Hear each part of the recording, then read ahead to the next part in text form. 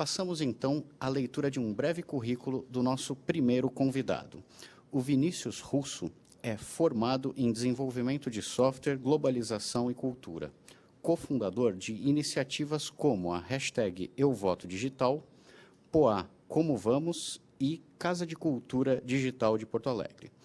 Hoje, lidera o Núcleo Digital, startup cívica que já desenvolveu tecnologias para a Prefeitura de São Paulo, a Rede Sustentabilidade, o Banco Mundial, entre outros.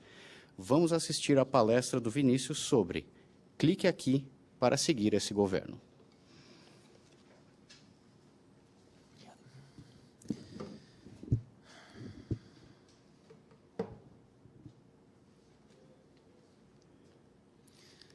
Bom dia a todos e todas.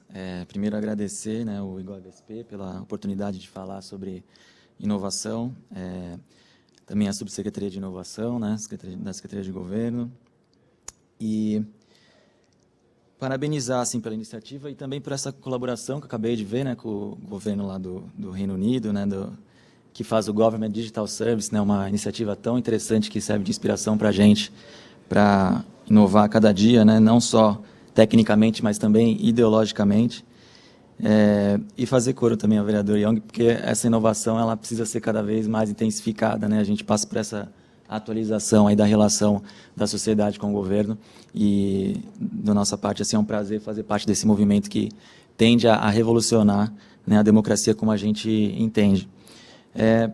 Bom, falar rapidamente sobre o núcleo e depois sobre a plataforma do monitor de metas. Eu queria primeiro trazer assim, duas notícias recentes e convidar assim, a gente a uma reflexão sobre o que elas trazem em comum. Assim. A primeira é a tragédia que ocorreu, felizmente, em Minas, onde você já tem notícias de que havia projetos que seriam capazes de resolver a situação antes da tragédia efetivamente acontecer. Assim como também a notícia do plano diretor, a gente já tem um novo plano diretor vigente, realizado pela gestão Haddad, mas antes dele houve uma tentativa de realizar um novo plano diretor, uma revisão do plano diretor, que também não foi bem sucedida. Então a gente repara com essas duas notícias quão grave é essa crise de representatividade, que o vereador Young reforçou para a gente. A gente não tem mais uma representação efetiva mesmo dos partidos e do governo, e precisa cada vez mais, através do controle social, da participação social, da transparência, motivar e inspirar os novos governantes, gestores que entram agora no setor público para ele lidar com essa nova sociedade que hoje está em rede. Então a gente vê hoje, nessa sociedade, uma população online que já é de mais de 50%, vê números expressivos nas redes sociais como esses, de milhões de pessoas, principalmente no Brasil, a gente tem um uso muito alto das redes sociais, e vê também, surgindo nesse cenário novo, um novo tipo de mobilização, que acaba passando por cima das instituições tradicionais. Bem, então, com esse contexto, eu venho fazendo parte de uma rede que é conhecida como a rede da cultura digital, como a rede do software livre, para atuar nessa ampliação e atualização desses dispositivos de participação. O formato que a gente encontrou, que é mais apropriado para o momento, é de um coletivo, ou como a gente anuncia mais formalmente, uma startup cívica. Uma startup cívica porque não é uma empresa tradicional, uma microempresa tradicional, e sim um negócio mais voltado ao social, voltado à atualização da política. Porque assim a gente entende que consegue, com o nosso tamanho, que não é de individual, nem poucas pessoas, e também não é grande como uma média ou uma grande empresa, fazer a mudança que é necessária. Você precisa de muita agilidade, você precisa de interações rápidas, então é o tamanho assim, que mais nos interessa para realizar essa modificação. Bem, e a nossa missão vem sendo essa, aliar a criação, a implementação e o monitoramento com ferramentas e metodologias digitais para renovar essa confiança entre os governantes e a população. A gente acredita que, através dessas metodologias e dessa nova cultura, a gente é capaz de aumentar o engajamento e a participação da sociedade no momento onde as crises são reincidentes e cada vez mais graves. a gente identificou alguns serviços, né, que nos auxiliam a chegar nesse objetivo. Então, o primeiro é de garantir esse diálogo e comunicação entre a sociedade e o governo. O segundo é de ampliar os dispositivos de participação. O terceiro, de mobilizar e capacitar a sociedade civil. Inclusive porque a gente, ao fazer uma avaliação de que a democracia precisa ser atualizada, o governo precisa se modificar, tem uma visão que a sociedade já está pronta, né? E não é verdade. Tanto a maior parte da população, quanto muitos servidores no governo precisam de uma capacitação e precisam entrar em processos assim de reflexão e de vivência para lidar com essa nova realidade. Também a implementação de laboratórios de políticas públicas, né? É importante ter espaços dentro do governo que sejam abertos, onde a gente possa experimentar a tecnologia e garantir o bom aproveitamento de recursos financeiros, que a gente consegue também através do software livre, que eu vou falar mais depois. Bom, uma dos serviços que já são mais populares é o acesso à informação, né? A gente vê um aumento expressivo aí dos dados abertos e da solicitação, né, de dados e de informações públicas. E, por fim, essa mobilização e capacitação dos próprios servidores que eu já mencionei. Bem, e nesse processo de atualização, né, do governo, a gente encontrou uma demanda, enquanto prestava serviço para a Prefeitura de São Paulo, que do monitor de metas, né? Então, que é de fazer esse serviço de controle social ao mesmo tempo de transparência para a gestão Haddad. A nossa principal missão com ele é de seguir o voto, tanto a sociedade seguir o voto ou esse pacto feito com o governante, quanto o governante seguir também seus eleitores, né, o voto que lhe foi confiado, para que ele possa ter um processo de eleição, mandato e reeleição muito mais orgânico e natural. Então, a gente entende que é uma forma contemporânea, né? Não é super inovadora, é simplesmente contemporânea, para que os governos divulguem seu desempenho, né, por meio dessas metas, desses projetos, e assim a gente possa fazer uma atualização aí nessa relação. Bem, ele é baseado na lei do plano de metas, né, que foi criado e já está na emenda da lei orgânica do município, né? O vereador Yang pode falar melhor, mas é um plano que não está só em São Paulo, já está em mais de 40 municípios, né? Pelo Brasil, se não me engano, alguns até na América do Sul, acho que na Argentina, tem um mapa depois para a gente consultar, que fala basicamente, né, que o prefeito precisa colocar as metas dele, né, disponibilizar essas metas e um controle sobre elas online para a população, né, através do meio eletrônico. Esses são os municípios que já têm uma emenda na lei orgânica, né, ou, de alguma forma, uma legislação apontando para o monitor de metas, né? Então, a gente vê uma demanda altíssima para esse software, né, mas a gente ainda está rodando ele só em São Paulo, por enquanto, né? Nossa ideia é levar ele para cada um desses municípios, inclusive buscamos parceiros para nos ajudar aí nessa missão, para efetivamente expandir e testar esse software a fundo, porque a gente também, ao trabalhar com software, tem um constante aprendizado, né? A primeira versão nunca é a versão final, vocês devem lembrar de como que era, por exemplo, o Facebook na primeira versão, né? Era uma coisa horrível, que todo mundo entrava porque estava todo mundo lá, né? Porque era horrível, era muito ruim de usar, mas aos poucos foi se tornando uma rede mais, né, adequada, com uma usabilidade melhor, um design muito melhor. Então, é importante ir constantemente atualizando, e aí a importância da lógica do Government Digital Service, né? Eles entendem como um serviço digital de governo, algo que precisa ser constantemente atualizado. Não é contratar um pacotinho como a gente comprava antes o Windows, por exemplo. Vem um pacote, você compra lá o Windows, acabou. Não, você precisa constantemente atualizar. E aí, sim, de repente, numa versão futura, você vai ter a solução resolvida, né? Então, a expectativa precisa ser baixa no início, mas aos poucos, com uma equipe qualificada trabalhando nesse serviço, você consegue alcançar esse objetivo. Então, é importante falar sobre a metodologia usada no monitor de metas, né? Como a gente decidiu fazer o software que hoje permite à sociedade acompanhar as metas da gestão Haddad.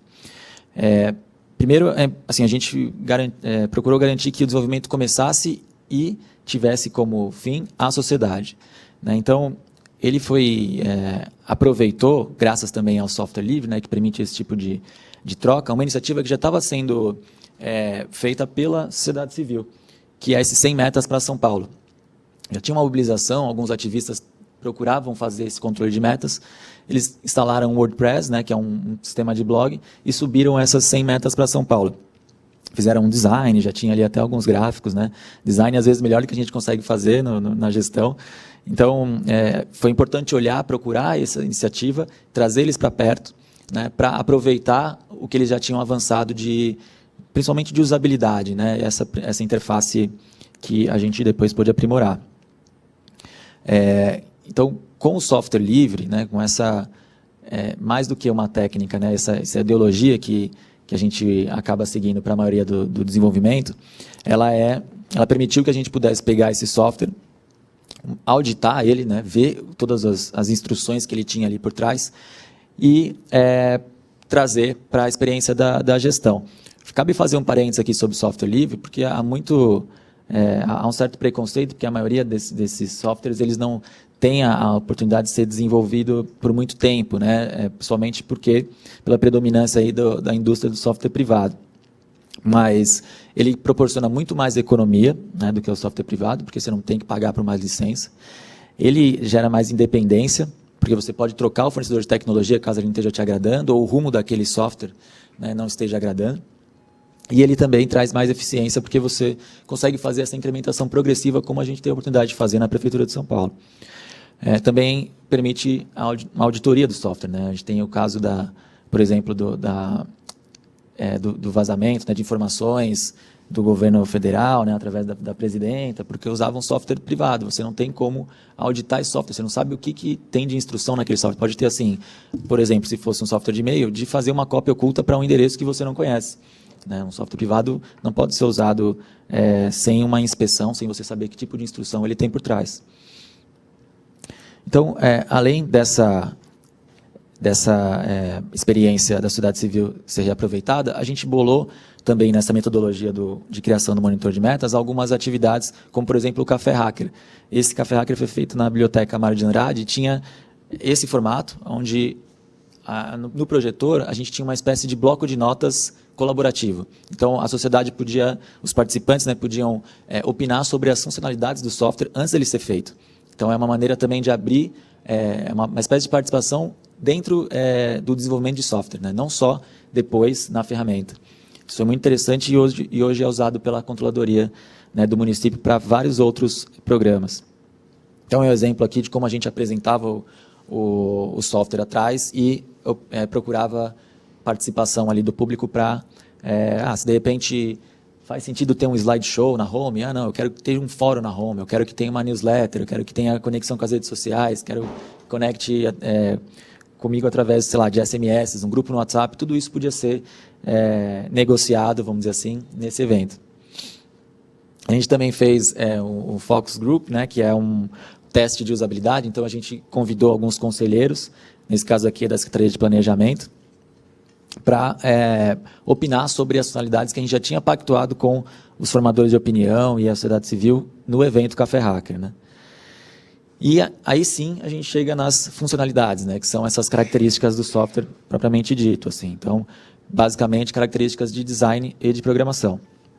Então, a primeira das características que a gente que foi aí priorizada, né, para essa primeira versão, foi a de números e destaques da gestão. Então, se você chega hoje na homepage do Monitor de Metas, e, aliás, convido todos para entrar em metas.prefeitura, SPGovBR, no celular mesmo, que vocês já conseguem ver essas metas, você tem, então, esses números e destaques. É importante para o usuário mais leigo, né, que precisa, às vezes, de uma informação na home, e a gente sabe que muita gente também chega na home e já sai, não se aprofunda. Então, a gente entendeu que era importante esses números e destaques logo na home para dar esse panorama geral e permitir que, mesmo esse usuário mais preguiçoso, né, pudesse acompanhar direitinho qual é o fluxo da gestão e a sua performance, né?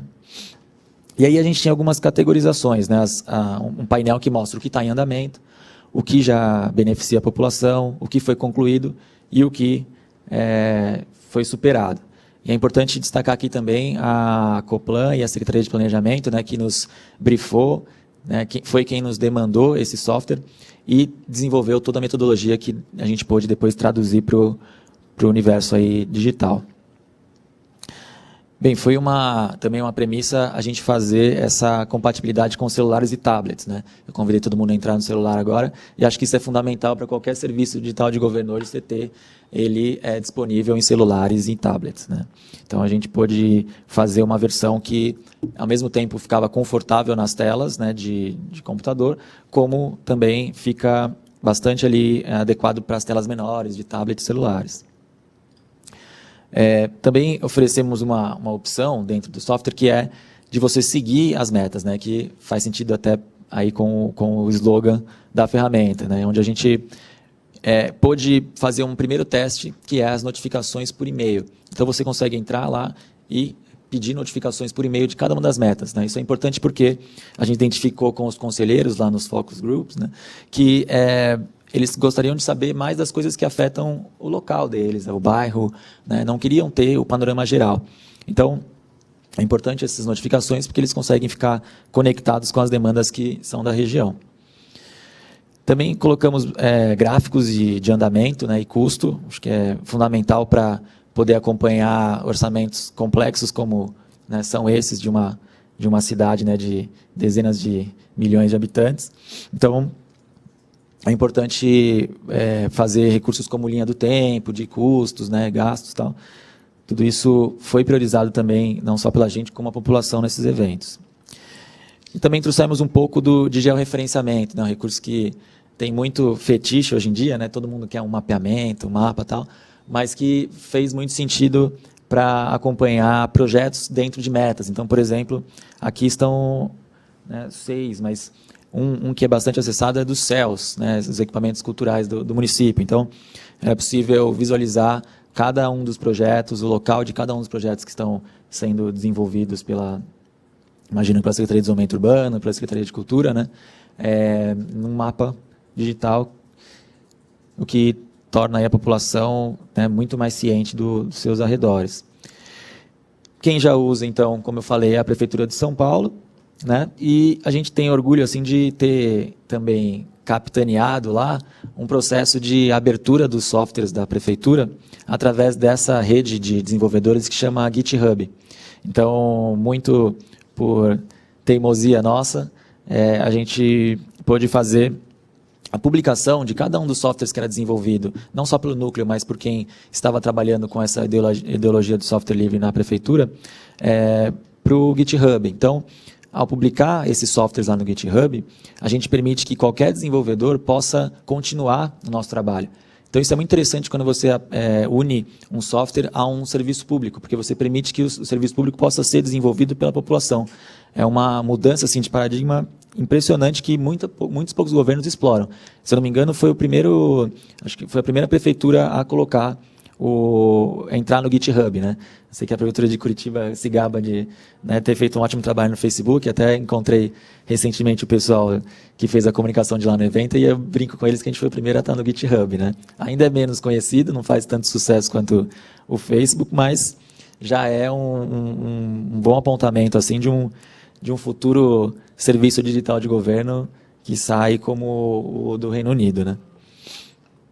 Bom, então esse é um exemplo de como esse serviço do monitor de metas pode ser desenvolvido pelo GitHub. A gente tem dentro do GitHub uma área que chama issues, né? Que são ocorrências ou necessidades, assim.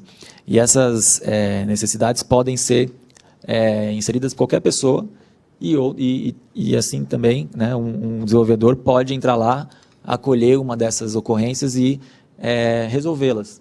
Então, aqui, para o monitor de metas, por exemplo, a gente está convidando os desenvolvedores a construir um administrador para os dados, fazer um formulário para automatizar as novas instalações, ou seja, para facilitar que o monitor de metas se espalhe para outros municípios, e a criar novos temas. Então, por exemplo, se o governo do estado desejar usar o monitor de metas, ele precisa de um novo tema. Hoje a gente tem um tema feito para prefeituras, né? Então, a gente precisa de um novo tema para governos estaduais, e assim, se alguém quiser desenvolver um para governo federal, etc., ele pode se replicando. Então, é uma maneira muito interessante e inovadora de você tornar um serviço como esse replicável, né?